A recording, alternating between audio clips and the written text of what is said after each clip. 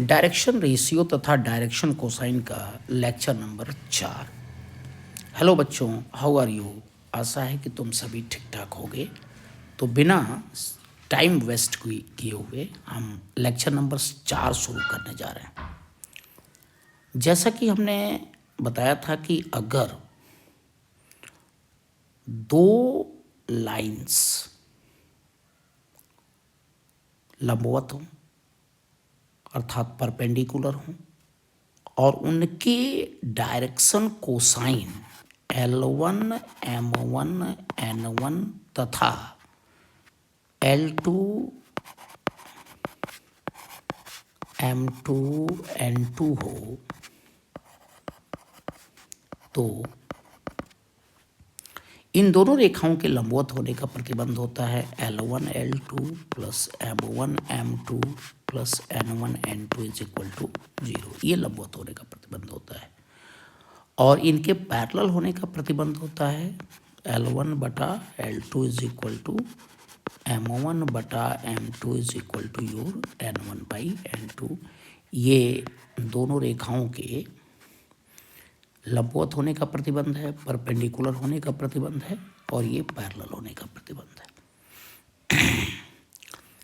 यह प्रतिबंध direction cosine के रूप में, यह प्रतिबंध डायरेक्शन कोसाइन के फॉर्म में है। इसको हिंदी में हम दिक् कोज्या कहते हैं, इनको हिंदी में दिक् कोज्या कहते हैं, हिंदी में दिक् कोज्या कहते हैं। अब देखो, डायरेक्शन रेशियो के रूप में, डायरेक्शन रेशियो के फॉर्म में यानी दिक् अनुपात के फॉर्म में, दिक् अनुपात के फॉर्म में क्या प्रतिबंध होना चाहिए, लंबवत होने का क्या प्रतिबंध होना चाहिए और समांतर होने का क्या प्रतिबंध होना चाहिए, अब हम इस पर विचार करेंगे। ये प्रतिबंध दिक् कोज्या के रूप में है, लंबवत होने का प्रतिबंध और समांतर होने का प्रतिबंध है। अब हम इस लेक्चर में ये पढ़ेंगे कि दिक् अनुपात के रूप में क्या प्रतिबंध होना चाहिए, दिक् अनुपात के रूप में क्या प्रतिबंध होना चाहिए, इसको हम पढ़ेंगे। तो देखिए, जैसा कि पता है कि हमने बताया था तुमको इसके पहले वाले लेक्चर में यानी लेक्चर नंबर 3 में हम लोग ये डिस्कस किए थे, लेक्चर नंबर 2 में डिस्कस किए थे कि किसी वेक्टर के दिशा में जो इकाई सदिश होता है, यूनिट वेक्टर होता है, किसी वेक्टर के दिशा में जो इकाई सदिश होता है उसको हम डायरेक्शन कोसाइन के रूप में लिख सकते हैं। जैसे A cap is equal to L1 I cap plus M1 J cap plus N1 K cap तथा बी वेक्टर के दिशा में जो इकाई सदिश होगा यह तुम्हारा L2 आई कैप प्लस M2 जे कैप प्लस N2 के कैप। अब ये भी हम अपने पहले लेक्चर में, जब तक आप पिछले लेक्चर नहीं देखेंगे आगे वाले लेक्चर आपको समझ में नहीं आएंगे, इसलिए आप एक एक करके आप लेक्चर देखें, यानी पहले के बाद दूसरा देखें, दूसरे के बाद तीसरा, तीसरे के बाद चौथा, और इसके बाद क्रमशः जब लेक्चर आप देखेंगे तो आपको चीज़ें बहुत ठीक से, उनके कॉन्सेप्ट बहुत ठीक से समझ में आएंगे और बाद में जब हम क्वेश्चन कराएंगे तो बहुत आसानी से आप क्वेश्चन कर पाएंगे।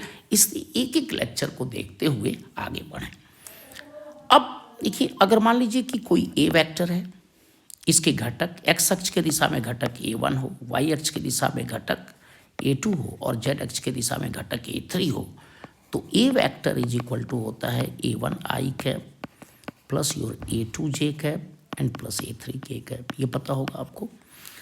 और इसी तरह बी वेक्टर के अगर कंपोनेंट B1, B2, B3 ये एक्स एक्सिस के एक्स अक्ष के दिशा में हो, ये आपका वाई अक्ष के दिशा में हो और ये जेड अक्ष के दिशा में हो कंपोनेंट, तो वी वेक्टर को लिखने का तरीका पता है तुमको, B1 I cap plus B2 J cap and plus your B3 के कैप होगा, ये मालूम है। और ये भी पता है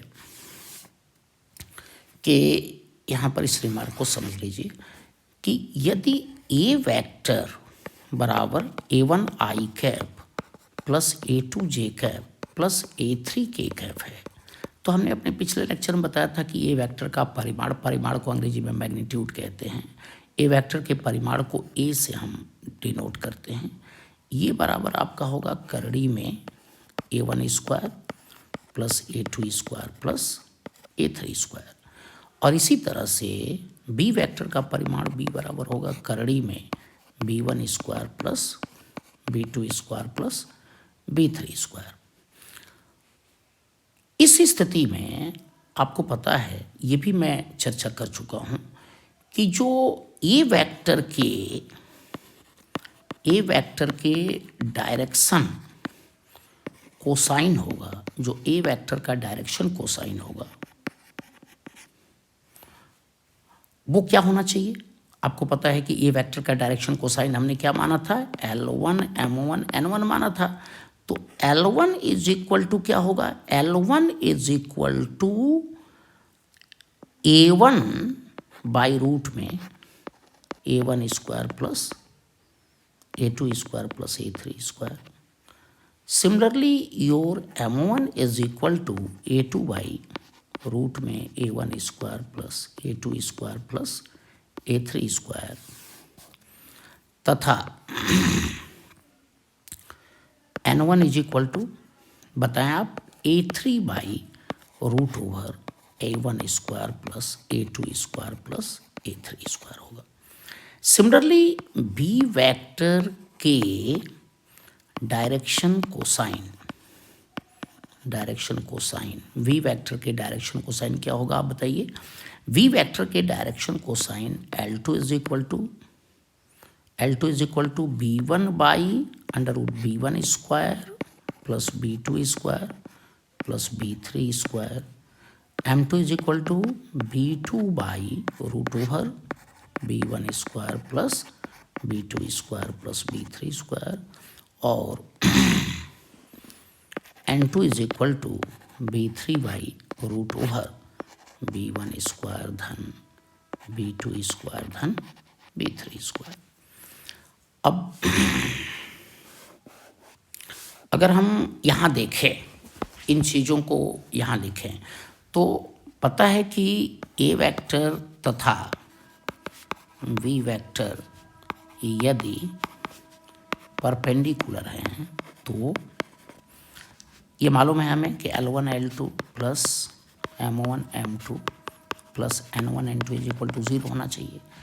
अब L1 के स्थान पर देखिए, L1 के स्थान पर हम क्या लिख सकते हैं, L1 का मान M1 के स्थान पर M1 का, N1 के स्थान पर N1 का। L1 का मान क्या है, A1 by root over A1² plus A2² plus A3²। और L2 की जगह पर देखो, यहाँ से L2 की जगह पर B1 बाई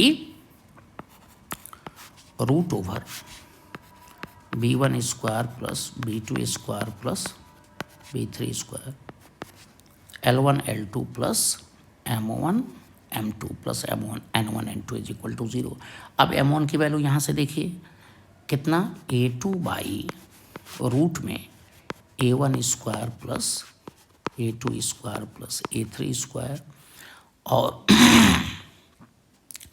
तुम्हारा M2 की वैल्यू B2 बाई रूट में B1² plus B2² plus B3² plus N1 की जो वैल्यू है वो N1 की वैल्यू A3 बाई रूट में A1² plus A2² plus A3² और B3 बाई रूट में B1² plus B2² plus B3² is equal to 0।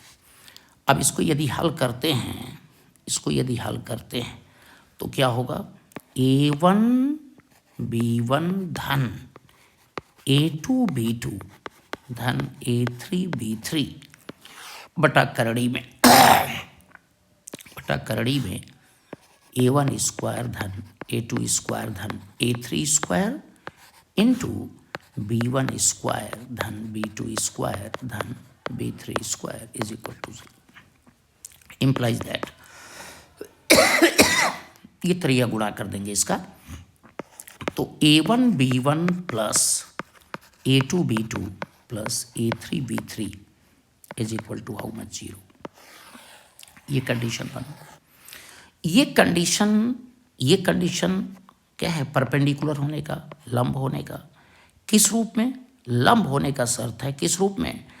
दिक् अनुपात के रूप में। दिक् अनुपात को अंग्रेजी में डायरेक्शन रेशियो कहते हैं। दिक् अनुपात के रूप में, डायरेक्शन रेशियो के रूप में लंब होने का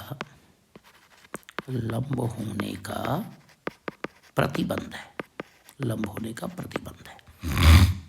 किस रूप में है? डायरेक्शन रेशियो के रूप में है। डायरेक्शन रेशियो के रूप में लंब होने का प्रतिबंध है। अब देखिए समांतर होने का प्रतिबंध क्या होगा? डायरेक्शन रेशियो के रूप में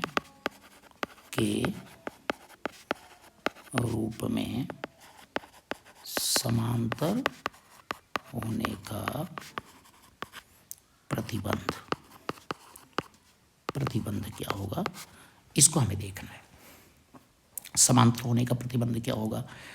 अब आपको ये मालूम है कि समांतर होने के लिए जो दिक् कोजिया को अंग्रेजी में डायरेक्शन कोसाइन कहते हैं, और डायरेक्शन रेशियो को क्या कहते हैं? दिक्कानुपात कहते हैं।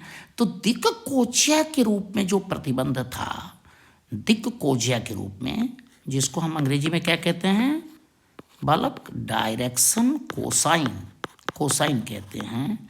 दिक् कोजिया के रूप में समांतर यानी अंग्रेजी में इसको पैरेलल बोलेंगे। समांतर होने का शर्त, शर्त को अंग्रेजी में क्या कहते हैं? कंडीशन। समांतर होने का शर्त क्या है बोलो? L1/L2 बराबर M1/M2 बराबर N1/N2 बराबर N1/N2। तो एक चीज़ देखिए कि L1 की जगह पर हम पुनः L1 की वैल्यू रखेंगे। तो क्या L1 की वैल्यू है बताइए? L1 की वैल्यू क्या है? L1 की वैल्यू क्या है?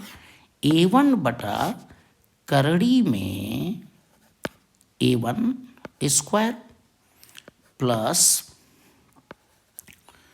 A2 square plus A3 square, और बटा में L2 की जगह यानी B1/रूट में B1 square plus B2 square plus B3 square.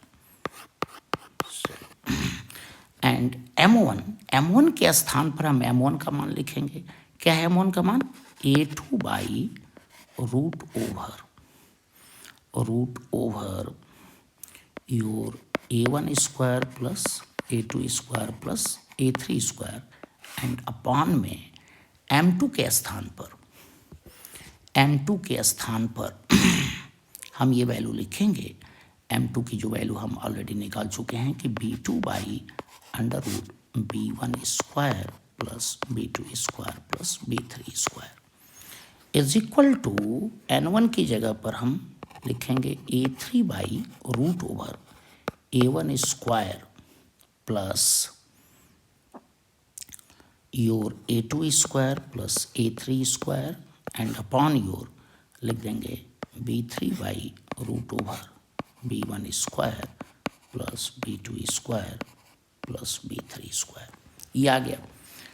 अब आप यहाँ से देखें कि अगर इसको आप हल करना चाहते हैं तो निश्चित तौर पे ये वाला जो चीज़ है सबसे ऊपर चला जाएगा यहाँ, और इस तीसरे का गुणा दूसरे से हो जाएगा, ये पहले का गुणा चौथे से हो जाएगा।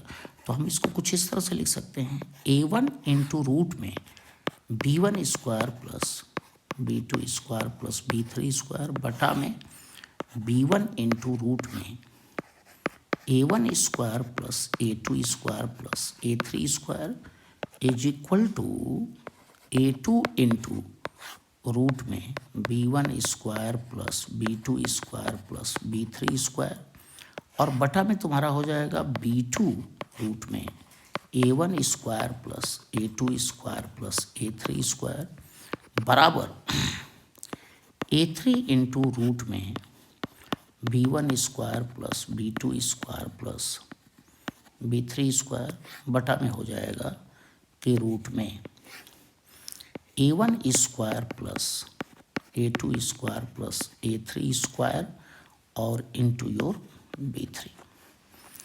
नाउ ये कैंसिल हो जाएगा और इसलिए कंडीशन जो बचेगा A1 by B1 is equal to your A2 by B2 is equal to A3 by B3। ये जो कंडीशन है, यह कंडीशन तुम्हारा दो रेखाओं के पैरेलल होने का कंडीशन है। किस रूप में? डायरेक्शन रेशियो के रूप में, डायरेक्शन रेशियो के रूप में ये पैरेलल होने का कंडीशन है।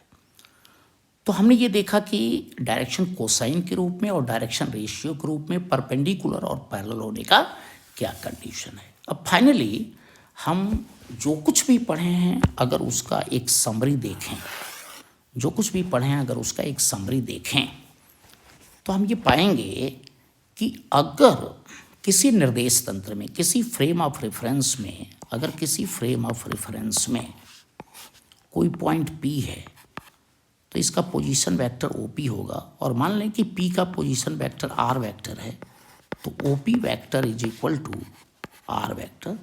और यदि इस पॉइंट P का कोऑर्डिनेट XYZ हो तो R वेक्टर बराबर XI cap plus YJ cap plus ZK cap होगा, ZK कैप होगा। OP vector is equal to इतना ZK कैप हो जाएगा। अब इस वेक्टर का यानी R वेक्टर का जो डायरेक्शन रेशियो होगा, अभी हमने बताया था कि डायरेक्शन रेशियो का जो मतलब होता है ना, वो क्या होता है? दिक् अनुपात होता है, दिक् अनुपात होता है। तो इनका दिक् अनुपात XYZ होगा, दिक् अनुपात XYZ होगा। और डायरेक्शन कोसाइन यानी दिक् कोज्या, डायरेक्शन कोसाइन यानी दिक् कोज्या x बटा करड़ी में x स्क्वायर धन y स्क्वायर धन z स्क्वायर, y बटा करड़ी में x स्क्वायर धन y स्क्वायर धन z स्क्वायर तथा z बटा करड़ी में x स्क्वायर धन y स्क्वायर धन z स्क्वायर होगा। सिमिलरली अगर हमारे पास ये पहला रिमार्क 1 है, मतलब जो कुछ भी हमने पढ़ा है उसका समरी दे रहे हैं। अगर हमारे पास कोई एक निर्देश तंत्र में अगर एक रेखा है, मान लीजिए कि AB है और A का निर्देशांक x1 y1 z1 और B का निर्देशांक x2 y2 z2 है और किसी ने पूछ दिया कि इसका डायरेक्शन रेशियो बताओ, किसी ने पूछ दिया कि इसका डायरेक्शन रेशियो बताओ, तो क्या बताओगे? x2 minus x1, y2 minus y1 और z2 माइनस z1। ये डायरेक्शन रेशियो, डायरेक्शन रेशियो की हिंदी हम बार बार कह रहे हैं कि दिक् अनुपात होता है। और यदि किसी ने पूछ दिया कि इसका डायरेक्शन कोसाइन बताओ, इसका डायरेक्शन कोसाइन बताओ, तो क्या बताओगे? डायरेक्शन कोसाइन अगर किसी ने पूछ दिया तो x2 माइनस x1 बाई में रूट x2 माइनस x1 का whole square plus y2 minus y1 का whole square plus z2 minus z1 का whole square. Similarly y2 minus y1 बटा करड़ी में x2 माइनस x1 का होल स्क्वायर धन y2 minus y1 का whole square धन z2 minus z1 का whole square तथा z2 माइनस z1 बाई यही चीज़ रूट में x2 माइनस x1 का whole square plus y2 minus y1 का whole square plus z2 minus z1 का होल स्क्वायर होगा। तो ये मैंने देखा। अब आप ये देखें कि हमने ये बताया था कि अगर हमारे पास दो रेखाएं हैं, अगर हमारे पास दो रेखाएं हैं एक्स वाई जेड, ये निर्देश तंत्र हैं, दो रेखाएं हैं। सपोज कर लीजिए कि हमारे पास OP और OQ अगर दो रेखाएं हैं और इनके बीच का कोण थीटा है और इनके डायरेक्शन कोसाइन, डायरेक्शन कोसाइन हमें पता है। इनको हमने बताया था, तुम्हें याद होगा, एक और चीज़ मैंने बताया था कि अगर कोई निर्देश तंत्र है और इस निर्देश तंत्र में कोई रेखा ओपी है और ये एक्स एक्सिस के साथ अल्फा कोण, वाई एक्सिस के साथ बीटा और जेड एक्सिस के साथ गामा कोण ये बना रहा है, तो इसके direction cosine cos alpha cos beta cos gamma होता है। इसका direction cosine cos alpha cos beta cos gamma होता है, ये तुम्हें पता है।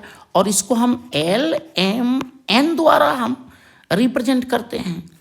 तो अगर हमारे पास दो रेखाएं हैं किसी निर्देश तंत्र में और यदि उनके direction cosine L1 M1 N1 और L2 M2 N2 है और उनके बीच का कोण थीटा है, तो हमने ये बताया था कि cos theta is equal to your L1 L2 धन M1 M2 धन N1 N2 होगा।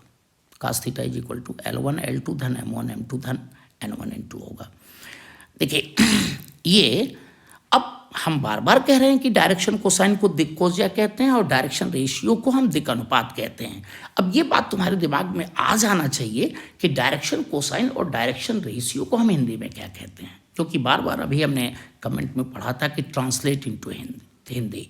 तो ट्रांसलेट इनटू हिंदी का मतलब कि जो टर्मिनोलॉजी उपयोग में लाए जाते हैं उनको इंग्लिश में भी याद रखना चाहिए और हिंदी में भी याद रखना चाहिए, दोनों में याद रखना चाहिए।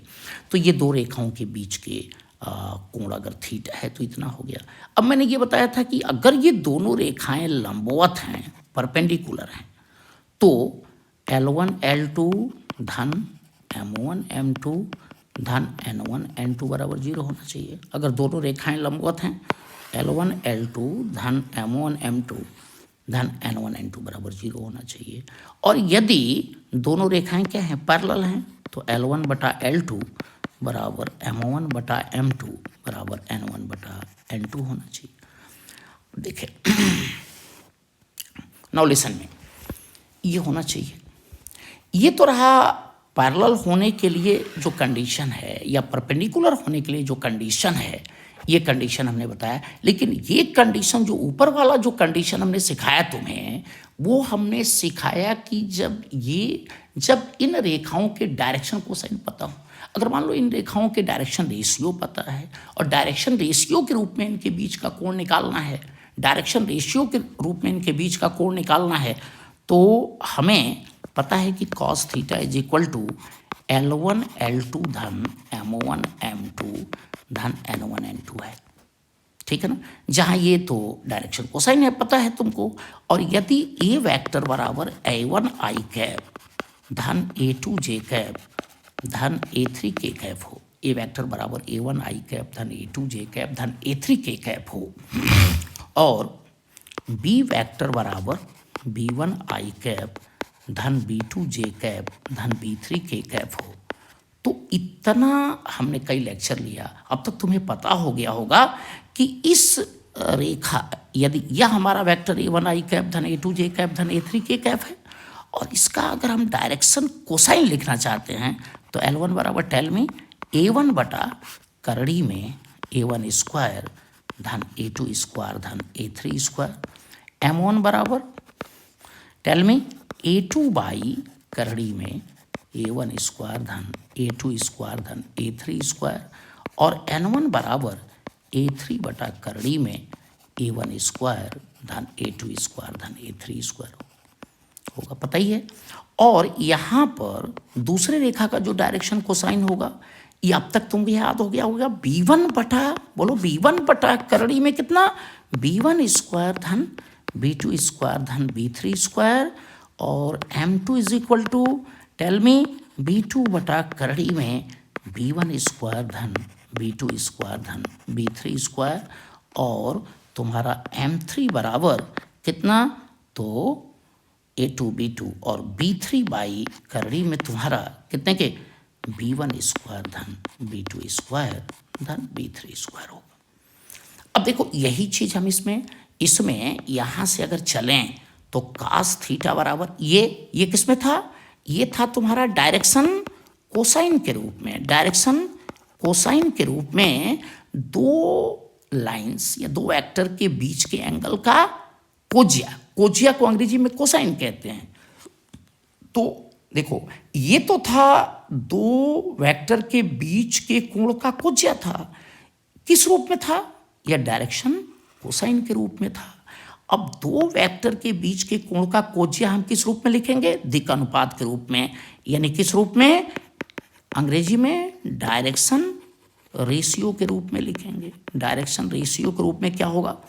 L1 की जगह पर बोलिए A1, L1 की जगह पर A1 बटा करड़ी में A1 स्क्वायर धन A2 स्क्वायर धन A3 स्क्वायर, और L2 की जगह पर तुम्हारा जो है L2 की वैल्यू रख दो। L2 की वैल्यू यही है B1 बटा करड़ी में B1 स्क्वायर धन B2 स्क्वायर धन B3 square, plus your A2 बटा करड़ी में A1 स्क्वायर धन A2 स्क्वायर धन A3 स्क्वायर गुणे B2 बटा करड़ी में B1 स्क्वायर धन B2 स्क्वायर धन B3 स्क्वायर, और तुम्हारा फाइनली N1 N2 की जगह पर A3 बटा करड़ी में A1 स्क्वायर धन A2 स्क्वायर धन A3 स्क्वायर इंटू B3 बटा करड़ी में B1 स्क्वायर धन B2 स्क्वायर धन